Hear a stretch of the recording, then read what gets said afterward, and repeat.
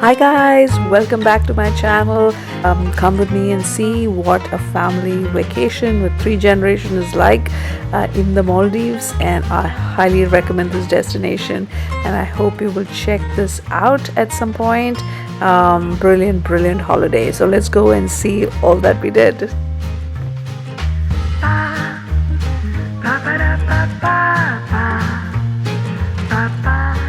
So guys, you don't really have to do much here if you don't really want to. You could just admire the beautiful property, but we wanted to be a little active because we wanted to enjoy all that glorious food. So we decided to go to the dive shop, and you should do this at the beginning of the trip. Go and get your snorkeling shoes and your all your snorkeling items, goggles, etc. And because it's so easy, you could just get off of your room, just climb down the ladder from your room and go explore and just snorkel. So snorkeling in the Maldives in a situation like this works really well, I would think, with little children or elderly parents or anyone who's not really done a lot of snorkeling, because you just wait for low tide when the water is, it's just like about 12 inches and then you could go a little deeper and deeper. Just a great easy way to initiate yourself. This was a great family activity, and how can it possibly get easier than this?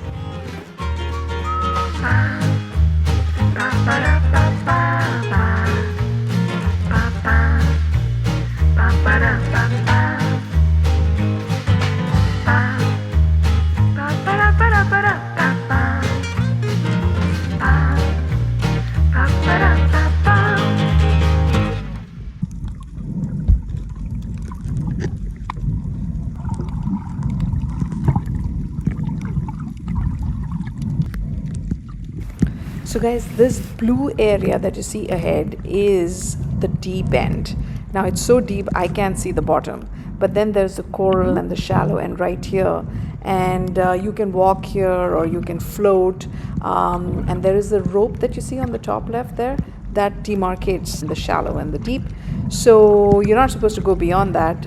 We didn't do a lot because we didn't go beyond that because it's scary for one. Second, you don't want to break the rules because you don't know what's in store for you over there. So we stayed on this side for the most part, but this place had the most vibrant sea life, and in the distance I saw a shark, guys. Not one, I saw quite a few, and also 3 manta rays. So let's take a look at that. So guys, for some reason my camera started fogging up, so you can't really see very clearly, unfortunately, but you can still tell the shape of the fish. And there is a parrotfish in there that's nibbling away at the coral. Parrotfish is definitely one of my favorites. So then I just watch my parrotfish just swim away from me, and I know there'll be another one by my side in no time because this is the Maldives. So then I'm just looking at the fish. Then I see something that I've never seen before. Right at the middle of the screen you can see now that's a manta ray, followed by 2 other manta rays. I think they're manta rays, at least some kind of rays. And I've never seen this. I never could imagine I would see that. I know it's a little blurry. They're swimming away from me now on the right side. But let's zoom in one more time and look at them.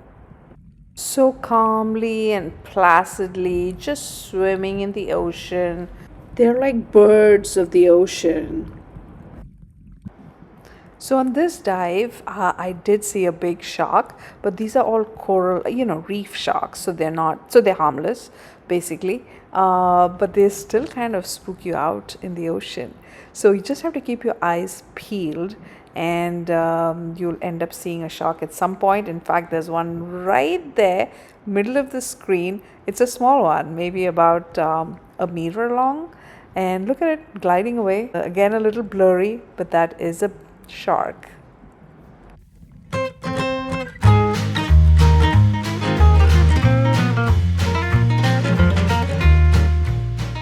So I think that's enough excitement for one day. So I'm gonna head back to our water villa, and I think I did scratch myself on the coral, so I'm going to wash this immediately with some soap.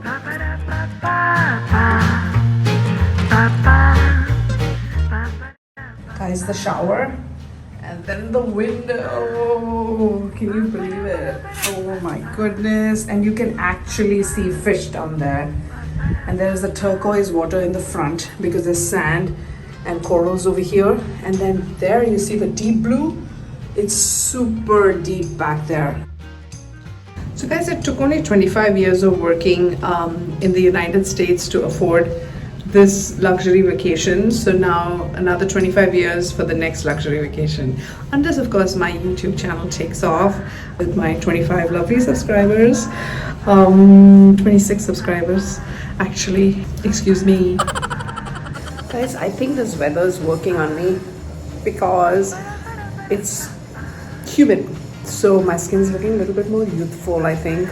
It could also be the makeup, but I don't know how to put on makeup, so it can't be entirely just that. It is the weather, and I'm rested. I could get used to a life like this. Another beautiful moonlit night. Such a perfect holiday destination for honeymooners. Why didn't I come here for my honeymoon? Oh, I forgot. We couldn't afford it. Not just financially, but even time-wise, because it was earlier in my husband's career. He could take time off. Well, better late than never. So now I can be on my honeymoon with my parents and my children. I suppose that's one way to do it.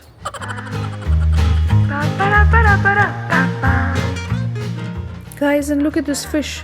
I was told it's a jackfish or it could be a tuna. I'm not sure what exactly it was, but it would come every night and camp under our room. I don't know why. And sometimes it would bring a friend or two along. So it would be here all night and in the morning it'd be gone. It was just amazing and also quite strange. Waking up to a lovely cup of chai, guys, because in this resort a lot of the staff are from India and the owner of this place is Indian. He's one of those very think big kind of Indian from my generation, but you know, I didn't do anything with that, but that's a story for a different day. So now there's a big debate going on how to make the perfect cup of chai. And it's interesting that, you know, we've been making tea for the last 25 years, but then again, every time we meet, everybody has a new way of making it. So we're all trying to teach each other how to make the best chai, and no one's giving an inch. Switch it off and you put, don't switch it up. Put lower the flame, lower the tea in there. You put tea. Boil. No, oh my god. Yeah, you put tea in there first. So I think the chai debate has been settled here for the time being. And now we're going to head over for some snorkeling. So this tour was organized by the resort where we would go into the open ocean. But you know, we thought it was okay this trip, and the visibility was not that great. Water was a bit choppy. And you know, we had such great snorkeling straight out of our rooms. So we were a bit spoiled. Ready to snorkel? Then the same evening we had a sunset fishing cruise. This was nice and very pleasant evening, and you could see the beautiful sunset, so that was nice. So we went about maybe half an hour into the ocean and did some fishing.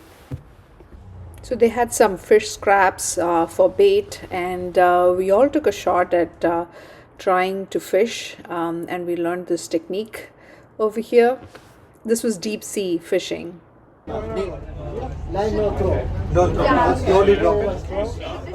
So the kids had all the luck this time, and all of them, they caught a fish. So both of my kids, and there was also another young person, so she also caught a fish and was terrified of it, as they all were. I think my son, what he got was a grouper, some kind of a grouper, and my daughter caught a snapper.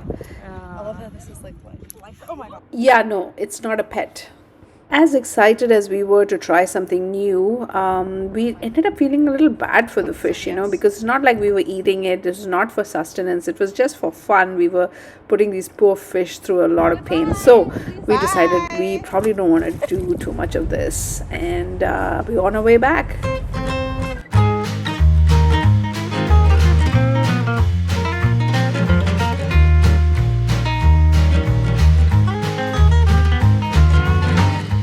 So So guys, I'll catch you in part 3. I'm really milking this Maldives trip, but I didn't want to put it all in one video and make it boring.